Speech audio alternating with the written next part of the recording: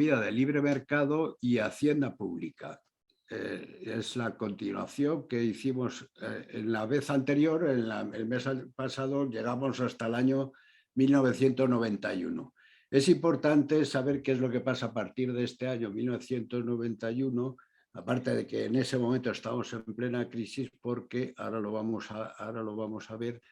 Se van a producir una serie de cuestiones importantes, como es la creación de los acuerdos de Maastricht y la creación de la moneda única, el euro.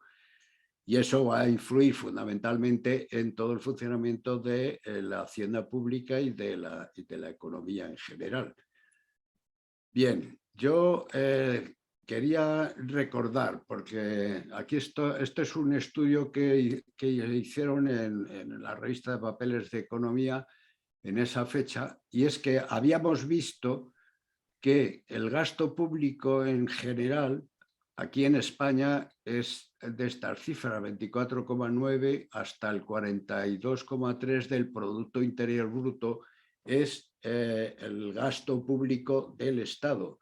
Quiere decirse que nos deja a la economía de libre mercado exclusivamente el 57,7% del resto del Producto Interior Bruto.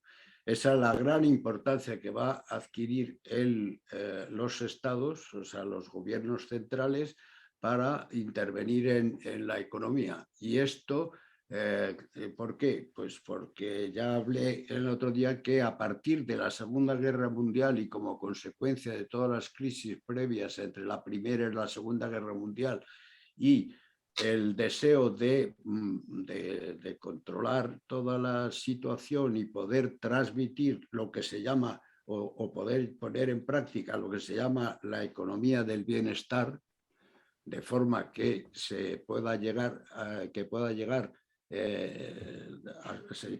hasta una situación de bienestar general, más o menos equitativo, más o menos justo. Esto es lo que los estados intervienen directamente en la economía para cubrir necesidades que los mercados, teóricamente los mercados, no podían satisfacer o no querían satisfacer.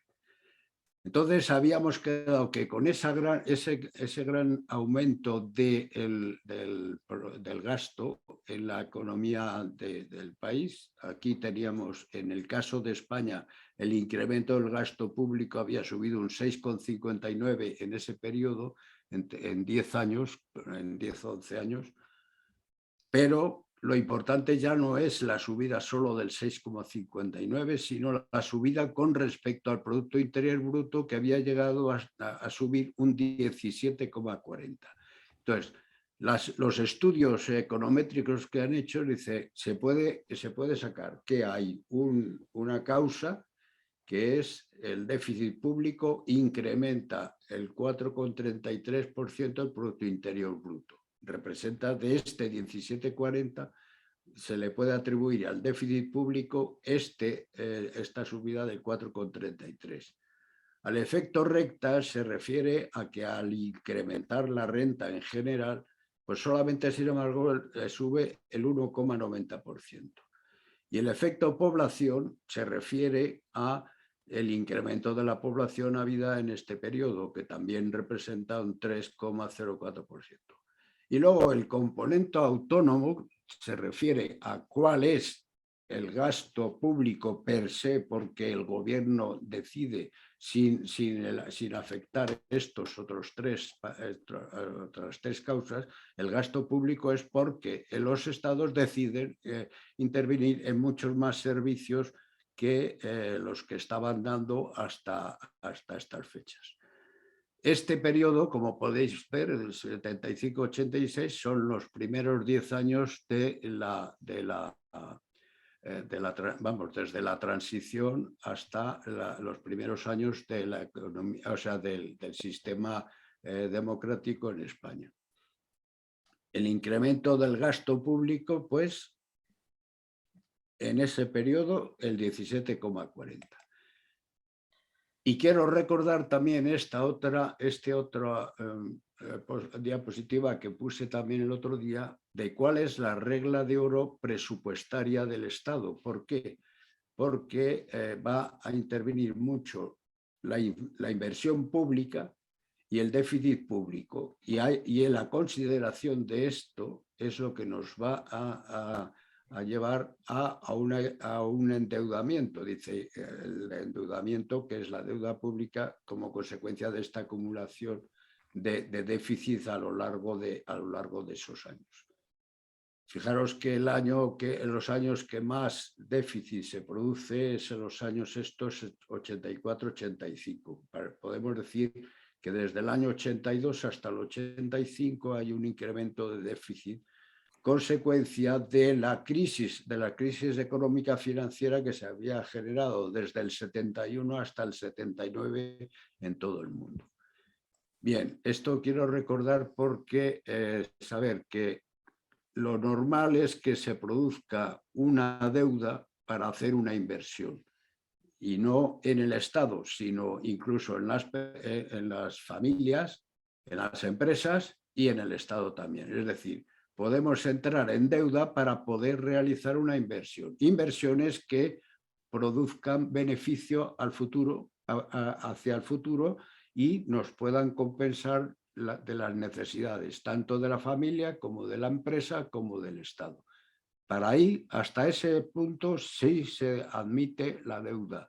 Y toda la deuda que sobrepase ese concepto de inversión, entonces no debe hacerse con déficit público. Esa es la regla de oro presupuestaria. Bien, ¿por qué no debe hacerse? Porque resulta que ese endeudamiento va a generar un gasto acumulado y no va a producir un ingreso futuro. Entonces está quitando recursos de la sociedad en general y perjudicando a la economía del bienestar que se trata de conseguir. Bien, bajo esto nos pasamos a la pregunta con la que terminábamos el mes pasado. Todo esto venía anunciado, pero lo he querido recordar, venía anunciado hasta el año 91 y decíamos, estos rasgos de la hacienda pública española eran transitorios como consecuencia del comienzo de la democracia o de la instauración y del paso de un régimen autoritario a un régimen democrático, o, sin embargo, van a ser permanentes. Pues bien, esto lo va a contestar en los siguientes apartados. Estas son las condiciones que se nos han establecido a partir de 1999 desde la Comunidad Económica Europea. Lo primero claro, lo lógico, aunque esto se apruebe este programa SEC 2010, sin embargo ya entonces había una normativa de cómo regularizar todas las contabilidades de todos los países del sistema económico europeo. Entonces hablaríamos de los primeros, se empieza a discutir ya, se está pensando en dar un segundo paso a la Comunidad Económica Europea mediante los acuerdos de Maastricht en diciembre de 1991. En estos acuerdos de Maastricht, que se aplican y se acuerdan una serie de principios, sin embargo, no se consolidan o no toman fuerza hasta lo que se llama el Pacto de Estabilidad y Crecimiento, que se aprueba en la cumbre de Ámsterdam de 17 de junio de 1997. Y hay, por lo pronto hay dos condiciones que son clave que cada país tiene que cumplir para poder seguir dentro de lo que va a ser la Unión Económica y Monetaria. Y son que el déficit público no puede ser mayor del 3% del Producto Interior Bruto. Y lo otro es que la deuda pública no puede ser mayor del 60% del Producto Interior Bruto. Si habéis leído los periódicos, ahora mismo estamos en el 120% de deuda pública, con lo cual estaríamos fuera de estos acuerdos. No somos el único país porque hay gran cantidad de países que están en la misma situación. Y luego después la fijación del IPC por la autoridad del Banco Central Europeo, porque eso va a determinar todas las políticas monetarias dentro de la Comunidad Económica Europea y dentro de la Unión Monetaria. En este año 1999 es cuando se crea el euro, y a partir del año 2000 es cuando empieza a funcionar. Todo esto y el cumplimiento de todas estas normas va a estar controlado por el Consejo ECOFIN de seguimiento presupuestario. Es decir, desde Europa están controlando el seguimiento de nuestros presupuestos y el cumplimiento de todas estas normativas. Esto luego después, en el año 2005, se hará una renovación de todo esto acordado y se seguirá manteniendo la situación. Entonces, bajo este cuadro, ¿cómo nosotros estamos cumpliendo en este periodo? Y vemos que entre 2006 y 2015 vemos la evolución del gasto público se va a generar con esta línea. La línea azul de abajo es la línea de España y la línea azul oscura, que es la de arriba, es la de la media de la Comunidad Económica Europea, la de los 28 miembros que están dentro de la Comunidad Económica Europea. Esto me he pasado dos, porque este era la subida del gasto público. Fijaros cómo en España, y en toda Europa, en el año 2007, que es cuando estalla la crisis económica, empieza a subir los gastos públicos. ¿Por qué? Pues porque el Estado tiene que acudir para compensar todas las pérdidas que la crisis financiera de la explosión de la burbuja inmobiliaria se ha producido. Veis que la línea nuestra está por debajo de la media de la Comunidad Económica Europea en cuanto a gastos. Esto es proporcional al Producto Interior Bruto. Bien, pero el hecho de que estamos por debajo es consecuencia de que nosotros llevamos un atraso muy grande con respecto a la mayoría de los países y sobre todo los países importantes de Europa, que ellos sí han podido subir el gasto público en una cantidad mayor, pero veis que la tónica va a ser la misma. El periodo en que sube es desde cuando estalla la crisis, desde el 2007 hasta el 2009 en España es gigantesco, luego después hay 2 años y vuelve a subir en el 2012. Y aquí es cuando se toman los acuerdos correspondientes para con la Comunidad Económica Europea para poder, y es cuando hay los que nos van a conceder los ingresos la Comunidad Económica Europea y vamos a poder solventar bajar los gastos públicos. Los ingresos, sin embargo, fijaros que la Comunidad Económica Europea tiene una línea de ingresos muy estable, casi incluso asciende un poco, y sin embargo nosotros tenemos una bajada de ingresos del Estado gigantesca. Gigantesca, ¿por qué? Porque lo que la crisis que se había producido había sido la explosión de la burbuja inmobiliaria. Y son todos los impuestos que se cobraban alrededor de la construcción y de la vivienda y la venta inmobiliaria y las transacciones inmobiliarias lo que el Estado va a dejar de percibir. Asimismo, como veremos más tarde, un poco después, va a haber una baja del Producto Interior Bruto y en consecuencia hay una baja de impuestos también, pero una baja no de tipos de impuestos, sino una baja de cantidad de impuestos. Si los gastos han subido tanto y los ingresos han bajado, pues entonces nos vamos a encontrar con la situación de la deuda pública, cómo asciende la nuestra, asciende muy por encima de la deuda, de la situación de la deuda pública de la Comunidad Económica Europea. Porque a partir de esta fecha, 2012, es cuando nos van a conceder las ayudas desde la Comunidad Económica Europea en función de deuda consolidada. Esto es lo que, digamos que con este ambiente metidos dentro de la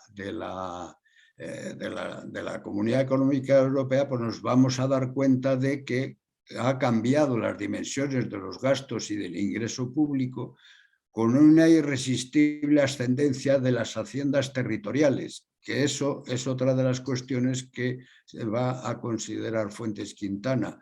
Se ha perdido el equilibrio presupuestario, con lo cual, con esas crisis, tanto la crisis de la burbuja inmobiliaria como la crisis que ahora mismo estalló en el 2020 del COVID-19, pues va a agudizar todavía más la situación que llevábamos de incremento gigantesco de la deuda pública. Al subir la deuda pública, lógicamente, lo que está subiendo son los gastos en intereses que va a tener que pagar el Estado por esa deuda pública. Bien, ante esto dice que, y esto ya son críticas que va a hacer Fuentes-Quintana porque había estado estudiando la situación desde los años 90 para acá y va a considera que hay 5 causas del aceleramiento del gasto público. Primero, la normativa comunitaria de gasto pública, que era cubrir servicios públicos. Vamos a tener que cubrir una serie de servicios públicos según las normativas europeas, pues tanto de infraestructuras como de sanidad, como de condiciones de explotación, etcétera, etcétera. La segunda causa que estudia Fuentes-Quintana es la configuración política del Estado. 17 autonomías y 8.500 municipios. En Europa van a tratar de resolver estas historias y van a desaparecer provincias, van a desaparecer municipios, etcétera, etcétera. En nuestro caso no se toma ninguna medida de estas, con lo cual el incremento del gasto va a seguir creciendo. La propia evolución de la economía es que ha pasado de ser de una economía privada a una economía intervenida, y entonces el Estado de por sí va a generar nuevos gastos, por ejemplo, incremento de gastos en sanidad, en educación, en infraestructuras, etcétera. Con ello, entre lo que veíamos de la falta de ingresos y demás, pues el déficit público ha constituido una causa adicional por los gastos que genera la deuda mediante el incremento de intereses que tenemos que pagar por dicha deuda. Y todo esto lo consolida en una causa fundamental, y es la pasividad en la reforma del presupuesto. O sea, el hecho, este punto es importante, y tener en cuenta que el mes que viene voy a hablar precisamente de esto, del presupuesto y control presupuestario. No solo el presupuesto y control presupuestario del Estado, sino el presupuesto y control presupuestario de las economías domésticas y de las empresas. Porque es muy importante cómo se genera el presupuesto y cómo se generan el seguimiento y el control del mismo, lo que va a permitir ajustar partidas o no ajustarlas. Aquí, al no existir esta pasividad en la reforma del sistema presupuestario español, pues va a ser otra de las causas de que se dispare el gasto público y, en consecuencia, la deuda pública. Voy a pasarlo por culpa esto es un resumen de todo lo anterior, estaba una explicación más detallada. Y entonces aquí nos encontramos con una cosa, que es cuál es el primer año que consideran, que estudio aquí con estos datos. El mes pasado hablé de 1975 a 1991. Hoy hablo de 2007 a 2020 y calculo y cojo todos estos datos tomados todos de la información que el Banco de España tiene en sus balances y en los balances generales de la administración y de la economía, de la administración pública y de la economía en general. Estos porcentajes son porcentajes de cada uno de estos conceptos con respecto al Producto Interior Bruto.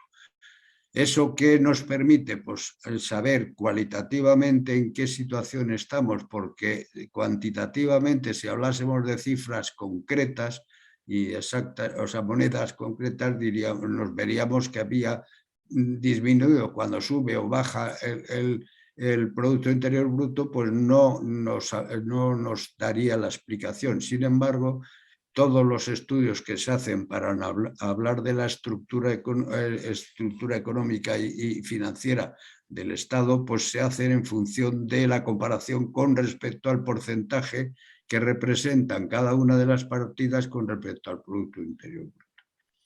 Aquí vemos en la primera línea los ingresos y vemos que en el 2007 era un 40% los ingresos del Estado. Sin embargo, en el 2013 bajan hasta el 36,42 y vuelve a recuperarse en el 2020 hasta el 31,26, casi la situación de 2007.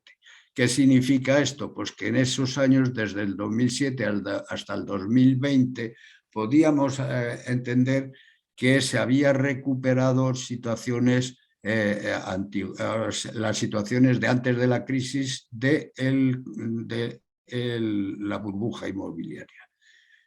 Sin embargo, y ahora a partir de aquí, bueno, aquí son en impuestos, los ingresos son impuestos, cotizaciones sociales y otras rentas. Bueno, esto, el detalle acaba dándonos la cifra de arriba, que es lo que nos importa. Los gastos de transferencia, y ahora empezamos con los gastos. Y aquí hago una diferenciación, hago yo, ¿no? Hacen todos los estudiosos, hacen una diferenciación de dos clases de gastos. Estos gastos que son de transferencias y son gastos que no incrementan actividad de producción económica, es decir, son gastos de transferencia de rentas de unas personas a otras personas. Y son, en concreto, prestaciones sociales, todas las prestaciones sociales, los intereses efectivos que se pagan por las deudas, las subvenciones que el Estado hace a la explotación y otras transferencias diversas, entre las cuales están las transferencias que se pagan a la Comunidad Económica Europea. Esto digo que son gastos del Estado, pero que no están interviniendo en la propia producción o actividad de creación de riqueza, sino que está traspasándose riqueza de unos agentes a otros. Con esto al Estado, ¿qué le queda? Pues le queda, si estos ingresos eran el 40,8%, con estos gastos de transferencia, al Estado le queda el 24,98%, es decir, el 25% del Producto Interior Bruto para realizar todas las labores que no son transferencias, es decir, para realizar las labores propias del Estado, desde la seguridad, la justicia, la sanidad, la educación, etcétera, etcétera, todas las actividades que el Estado por sí está actuando dentro de lo que se llaman los mercados. O sea, por así decir, aquí en esta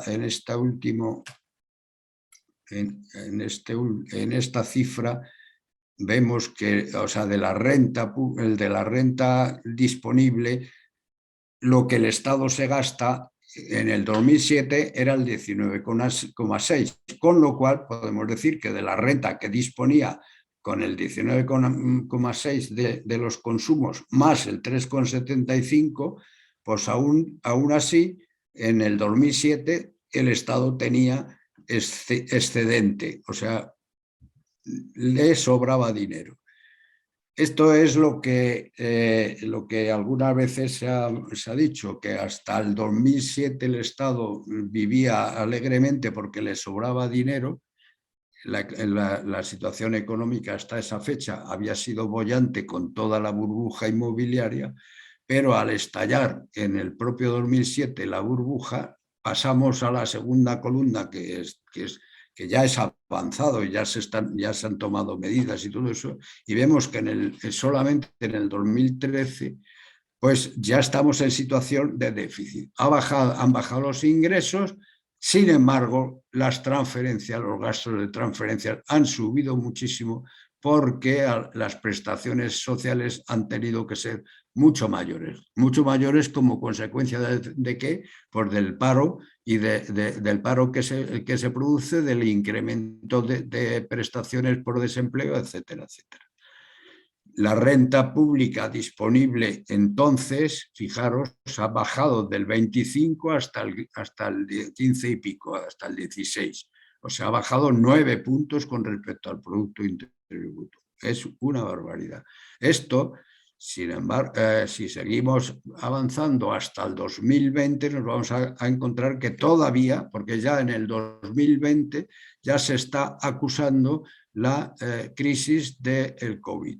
Y ha bajado la renta que dispone el Estado para gastar en sus actividades, es el 13,19.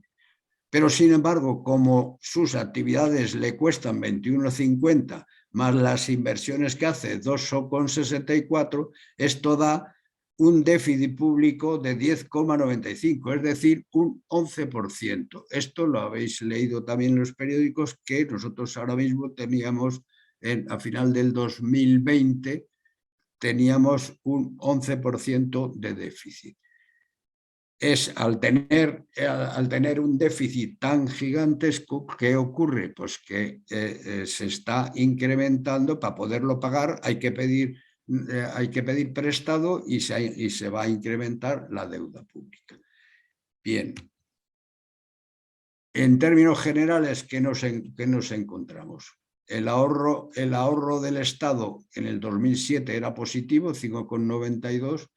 La inversión que hace el Estado con este ahorro es el 3,75, con lo cual le sobran o tiene un 2,16 del Producto Interior Bruto restante, que es para poder trabajar en años sucesivos.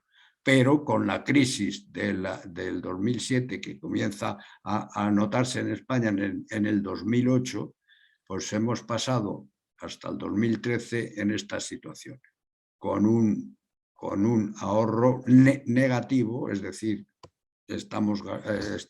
necesitamos dinero, y la inversión hay que seguir haciéndola, y entonces el déficit es el 7,0.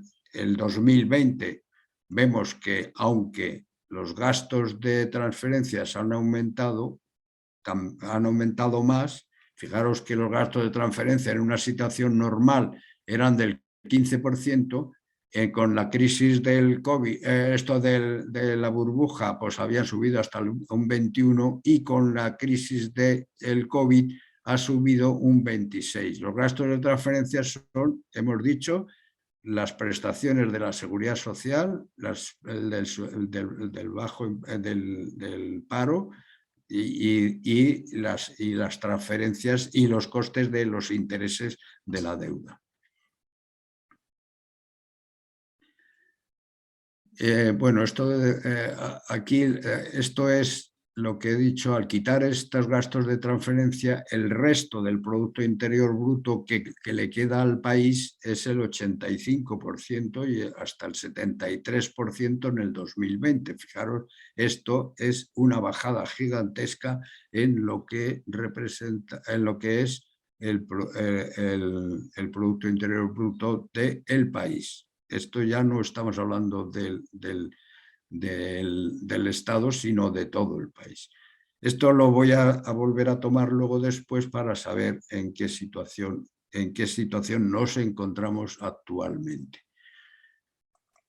Bien, consecuencias de esta actuación del Estado dentro de toda la economía del país, pues nos ha producido un estancamiento de la actividad económica, con lo cual las empresas pierden rentabilidad. Hay muchas empresas que quiebran y que desaparecen. Con un incremento del paro gigantesco generan mayores, y que este incremento del paro generan mayores gastos de transferencias, es decir, subvenciones por el paro. El crecimiento, además de subvenciones por el paro, también ayudas que se van a dar, subvenciones por el paro, no, subsidios por el paro y subvenciones a empresas que se van a dar también.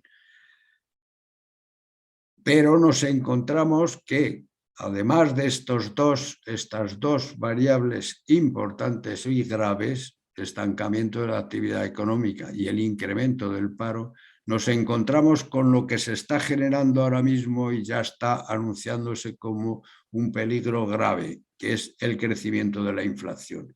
Estamos ahora en un crecimiento del 6%, cuando hasta el año pasado, la inflación ahora mismo es del orden del 6%, cuando hasta el año pasado no llegábamos al 1%, incluso algún año hemos tenido inflación negativa. Este crecimiento de la inflación es debido al déficit que incrementa la deuda. La deuda son créditos, y al ser créditos es un incremento de la masa monetaria, que es lo que pongo en la segunda línea. Está funcionando, además de funcionar el dinero contante y sonante, está incrementándose la masa monetaria en todos los créditos que se conceden, tanto a las empresas, a las personas privadas, como al Estado también. Y al Estado se concreta en la deuda pública. Entonces, ¿qué es lo que pasa cuando se incrementa la masa monetaria? Pues automáticamente se produce el crecimiento generalizado de los precios. Estamos hablando de que el IPC, que es el índice de precios al consumo, ha subido un 6%, pero el índice de precios de la industria, de la industrialización de la industria en España en este año, ha subido hasta el 23%. Cuidado este dato, porque el hecho del incremento de la industria, o sea, del coste industrial, y una diferencia con respecto al IPC, está generando ¿qué? Está generando la pérdida pérdida económica para las empresas, ¿no? Y para la economía en general. Entonces, resumen de todas estas consecuencias, pues estancamiento de la actividad, pérdida de beneficios empresariales. Al perder los beneficios empresariales, las empresas disminuyen el ahorro, y al disminuir el ahorro disminuye la inversión de las empresas.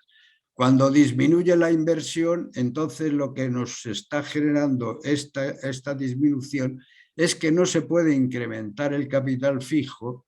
Capital fijo me refiero a las herramientas, maquinaria, equipos, etcétera, etcétera. Todo eso es lo que se llama capital fijo.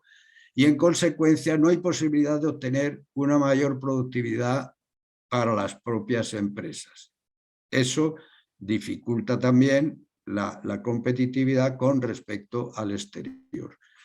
Productividad, me estoy refiriendo a productividad total, tanto la productividad laboral como la productividad del capital, midiendo las dos cosas. Al disminuir la competitividad, la productividad, se pierde competitividad en los mercados exteriores. Al ocurrir todo esto, se cierra el círculo con un mayor paro. Tenemos ahora mismo 3,5 millones de parados en España, que representan el 17% de la masa laboral, o sea, sí, de la masa laboral, pero no se incrementa tampoco la masa laboral, con lo cual es una pérdida mayor. Bien, consecuencias con respecto, ¿qué es lo que nos importa? Consecuencias de esta situación en España con respecto al resto de Europa. Pues hay una cuestión importante que nos diferencia grandísimamente del resto de Europa, y es que el paro y la no creación de empleo con que se producen además con situaciones añadidas de no cubrir puestos de trabajo por falta de cualificación suficiente.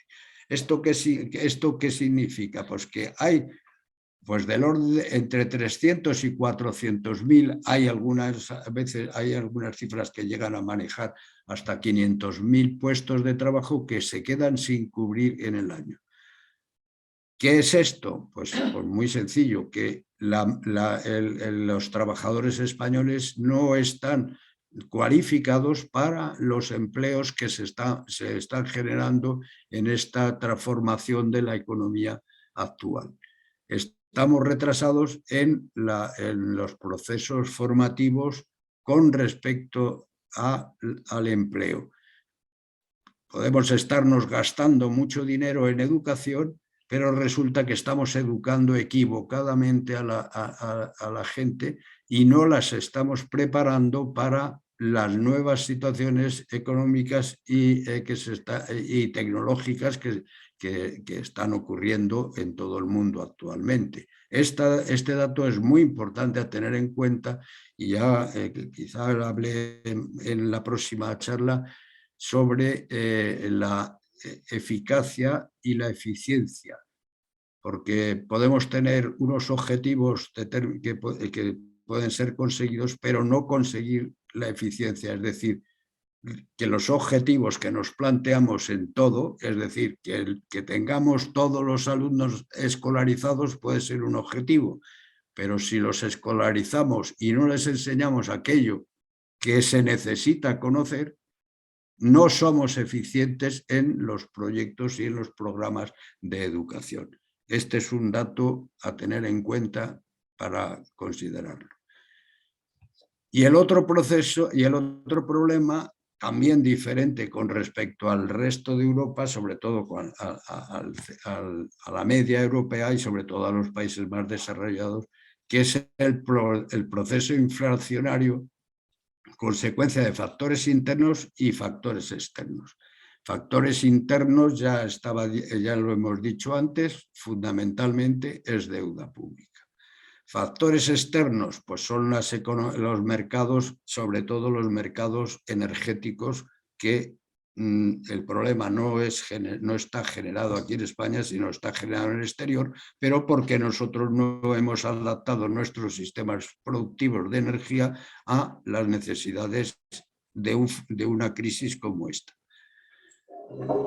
Por eso hablo de los factores energéticos, los salariales y los intereses de deuda. ¿Salariales por qué? Pues porque al subir los salarios con respecto al índice general de precios, que es la evaluación, las propuestas que el Ministerio de Trabajo está planteando, pues nos vamos a encontrar que vamos a entrar en una espiral inflacionista si no se toman medidas a tiempo, como se tomaron en los acuerdos de la Moncloa, de los pactos de la Moncloa en 1977.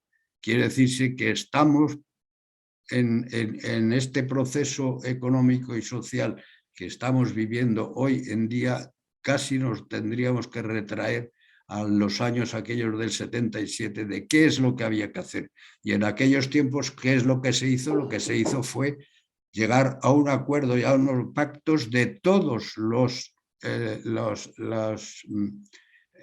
entes, no solo partidos políticos, sino sindicatos y empresarios, para llegar a un acuerdo de cómo salir de la crisis. Eso hoy es tan necesario como en el 77.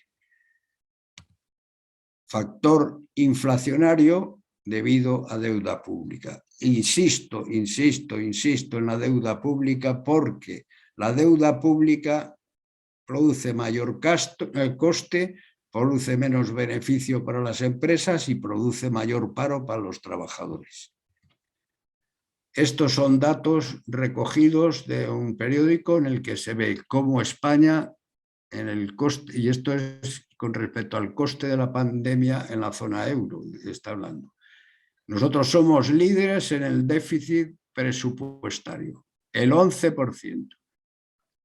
Grecia nos sigue muy de cerca, Malta, Italia y hasta, bueno, cuando la eurozona tiene de media un 7,2. Es decir, nosotros superamos en 4 puntos el déficit presupuestario. No puede ser que sigamos con déficit presupuestario. Y luego, en cuanto a la deuda pública, estamos en el 4º lugar de deuda pública. Solamente están por encima de nosotros Grecia, Italia y Portugal. Nosotros el 120. La eurozona, fijaos, 97,3. Cuando hemos dicho que los acuerdos de Maastricht obligan a que la deuda pública, primero, a que la deuda pública fuera menos del 60%. Menos del 60% estaríamos desde Eslovaquia, Irlanda, Holanda, Malta, Lituania, Letonia. O sea, quiere decirse que hay un montón de países que están, inclusive Francia, Bélgica, Alemania. Alemania está también por encima, aunque se acerca al 60, pero está en el 68,7. Todo este problema se lo tiene que replantear la Comunidad Económica Europea. O se cambian las obligaciones que estaban impuestas en los acuerdos de Maastricht, o se hace mucho más radical y obliga a todos los países a ajustarse a las normas que ellos habían establecido en aquel tiempo. En cuanto al déficit presupuestario, habíamos dicho que los acuerdos de Maastricht decían que tenía que ser menos del 3%, pues vemos que no lo cumple nadie, porque el que menos tiene es Luxemburgo con un 3,5%. Todos los países europeos tienen un déficit superior al 3%. ¿Con esto qué quiero decir? Pues que independientemente de los problemas que nosotros tenemos, los problemas son europeos. Todos los problemas son europeos, más o menos cifra, pero no son problemas exclusivamente españoles. En cuanto a lo del déficit, vuelvo a resaltar aquí lo del déficit porque la línea negra en España es la que sigue por esta línea y estaríamos el 120 aquí a este lado, pero tenemos que la deuda del Estado general es la línea azul, la deuda de las comunidades autónomas es esta y la deuda de la seguridad social, que es la amarilla, no, la amarilla es la de los municipios y la negra es la de la seguridad social. La seguridad social está en ascenso también, con lo cual nos vamos a plantear todo esto, son problemas que tiene que resolver el Estado clarísimamente. Y entonces me llevo a esta expresión que dice David Ricardo. David Ricardo es uno de los economistas clásicos del siglo XVIII-XIX. Y dice, la economía política, es decir, la economía del Estado, solo es útil en cuanto que induce a los gobiernos a adoptar medidas impositivas correctas. Llegamos muy pronto al conocimiento de que la agricultura, el comercio y las manufacturas prosperan en cuanto se dejan, no leo aquí lo que pone, bueno, sin ser interferidas por la parte del gobierno. O sea, ellos en aquellos tiempos pensaban que el gobierno interfería en la marcha de la economía general. Eso podemos ahora decir si es así o no es así, o si nos beneficia o nos perjudica la intervención de los gobiernos, no del gobierno nuestro español, sino de los gobiernos, porque la subida de la participación de los gastos públicos en todo el Producto Interior Bruto es generalmente alto, más del 50% en todos los países europeos. Y termina diciendo, pero la necesidad que el Estado tiene de dinero para sufragar los gastos de sus funciones, funciones que va a tener que cumplir, como hemos dicho, que era la de seguridad externa, seguridad interna, justicia, etcétera, etcétera. Y dice, sobre él la obligación de recaudar impuestos. Y de este modo la interferencia se hace absolutamente necesaria. Es aquí, pues, donde es necesario el más perfecto conocimiento de la ciencia económica. O sea, la ciencia económica tiene que ir más allá de lo que hasta ahora se ha estado estudiando, porque la situación actual de la situación en la que los gobiernos tienen más del 50% del Producto Interior Bruto puede estar modificando las condiciones para una economía sostenida o sostenible. Esto lo decía David Ricardo en los años 1700 y pico, 1800. No llegaba a 1800 todavía. Bien, pues aquí he hecho una simulación yo y he hecho un cálculo.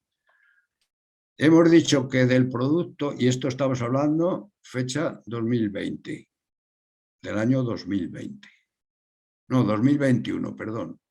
El Producto Interior Bruto sin transferencias es el 78,50.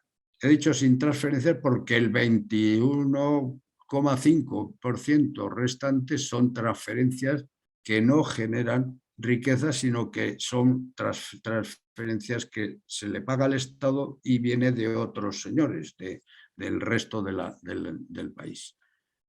Con lo cual, lo que nos queda en producción, los que nos quedaría en producción, no, este era dato del 20, sí, 78,50.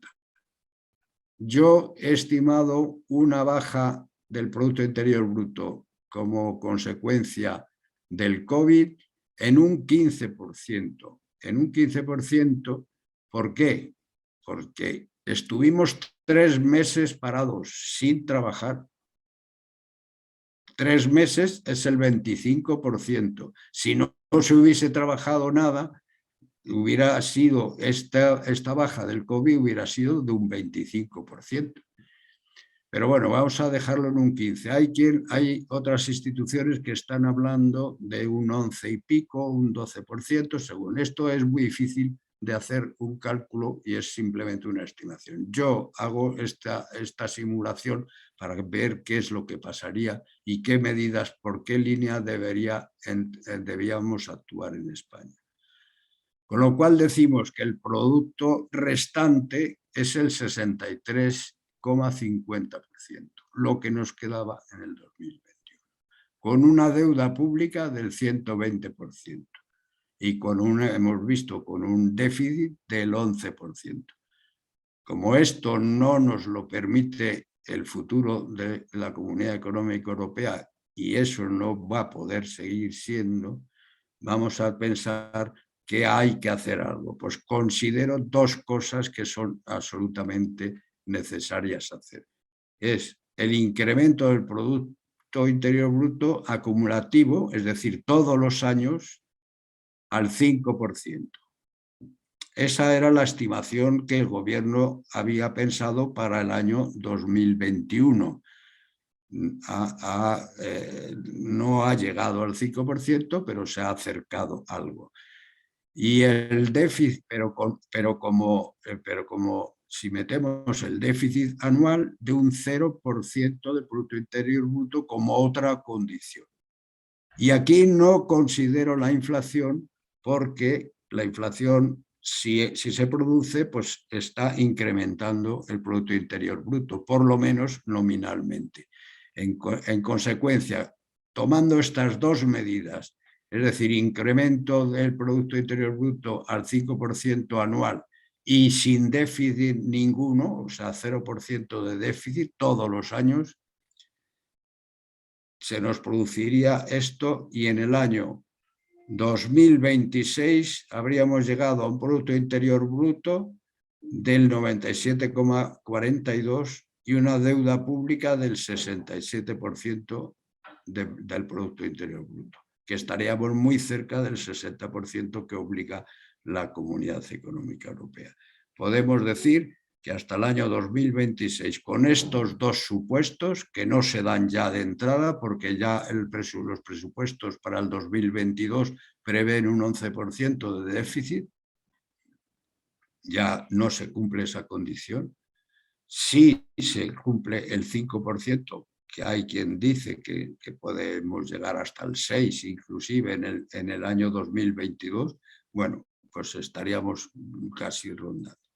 Pero es importante tener en cuenta dice, es un cálculo en base a unas estimaciones, esta no es estimación, esta es real, este 15% de bajada del Producto Interior Bruto es una estimación y considerar el 5% de incremento es otra estimación, que no sabemos si se va a dar. Bien. ¿Qué es lo que ha ocurrido? Pues la economía, esto serían las conclusiones, que la economía privada ha disminuido en el mismo porcentaje que ha aumentado la economía de la hacienda pública.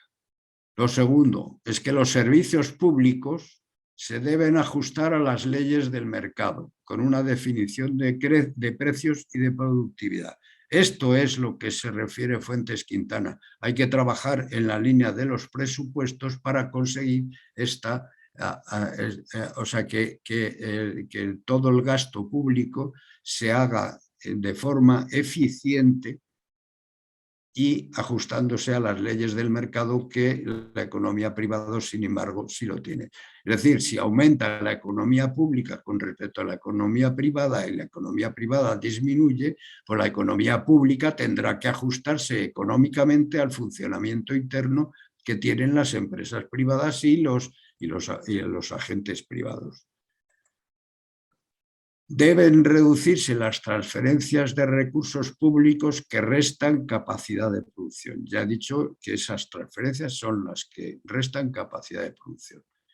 ¿Cuáles eran los subsidios y las prestaciones a la seguridad social? ¿Por qué las prestaciones a la seguridad social? Pues porque el sistema de seguridad social de pensiones que tenemos aquí en España se basa en pagar con el dinero que se cobra al año. Y estamos ya en una situación de déficit y eso no puede ser. O sea, debería haberse instaurado un sistema de capitalización de las aportaciones de la seguridad social. En algún sitio tendrían que estar capitalizándose, no tendrían que estar gastándose sin tener producción ninguna.